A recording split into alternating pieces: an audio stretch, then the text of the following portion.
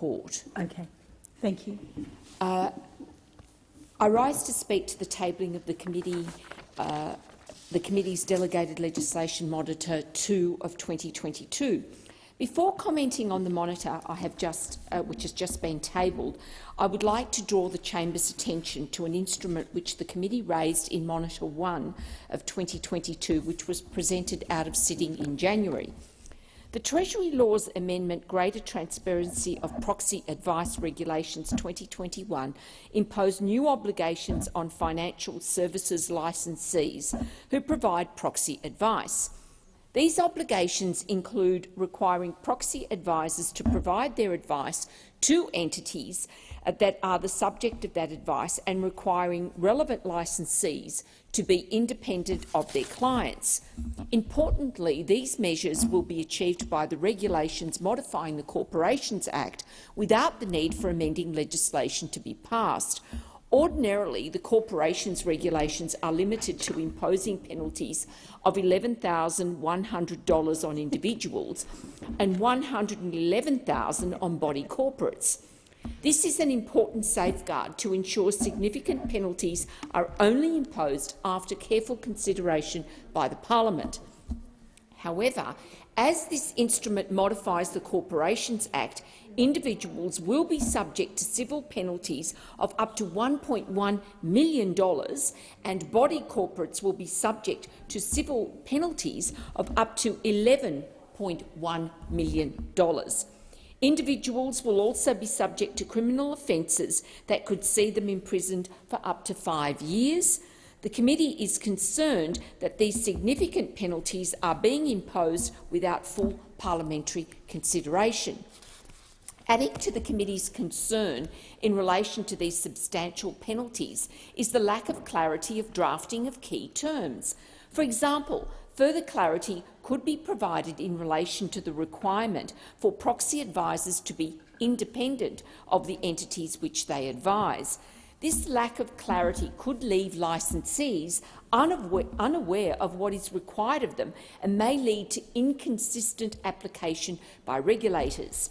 The committee is particularly concerned that delegated legislation is being utilised to implement these significant new obligations which may have a major impact on the business model and operation of existing businesses that provide proxy advice.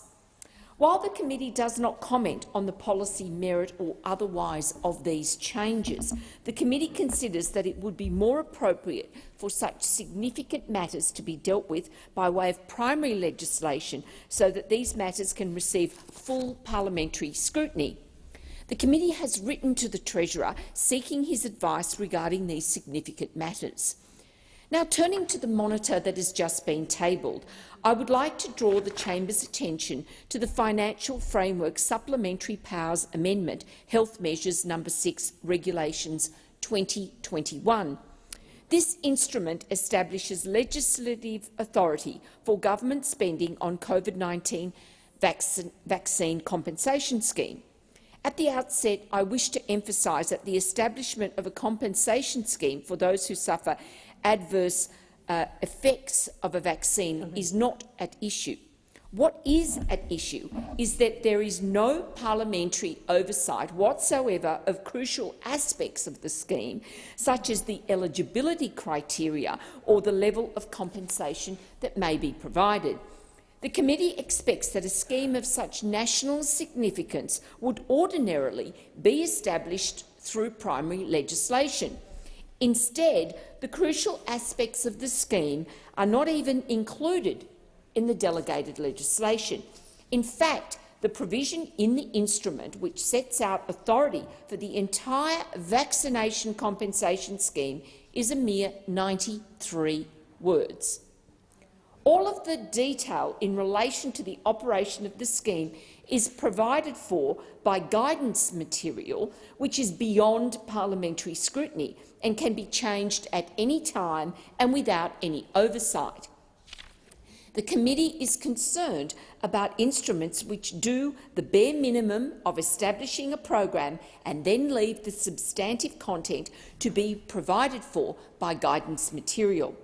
Such instruments not only fail to meet what we as senators should expect technically sound and robust instruments to be, but they diminish our ability to provide scrutiny. We should be vigilant in relation to this trend going forward, as it undermines our role of providing proper parliamentary oversight over the executive government. In addition to these concerns, the instrument provides no indication as to the anticipated cost of the scheme. The Senate is being asked to wade through a program with potentially unlimited spending that is supported by a legislative provision of less than 100 words. The committee considers this completely unacceptable. The committee has previously written to and received advice from the Minister for Finance and the Minister for Health and Aged Care on these issues, and will now write again seeking the Minister's further advice. The committee will emphasise in its correspondence that although the scheme is already in operation, there is a serious possibility that the committee will recommend that the Senate disallow the instrument if its scrutiny concerns are not resolved. To this end, I advise the chamber that tomorrow I will give a protective notice of motion to disallow the instrument on behalf of the committee. Finally, I would like to take the opportunity to highlight the committee's significant concerns in relation to the failure of ministers to respond the committee's scrutiny concerns in a timely manner. This includes a response from the Minister for Industry, Energy and Emissions Reduction in relation to the Australian Renewable Energy Agency General Funding Strategy Determination 2021. Another significantly overdue response is a response from the Minister for Health and Aged Care in relation to the Human Biosecurity Emergency Human Coronavirus with Pandemic Potential Variation, Extension No. 3, Instrument 2021. Both responses were due in November last year. I would like to take this opportunity to remind ministers of the resolution of the Senate of 23 February last year concerning the engagement of ministers and agencies with the committee.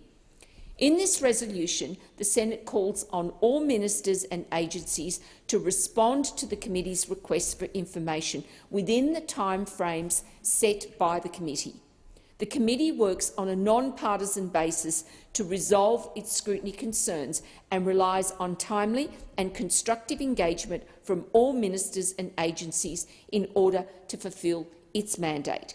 With these comments, I commend the committee's delegated legislation, Monitor 2 of 2022, to the Senate. Thank you, Senator Fierravanti-Wells.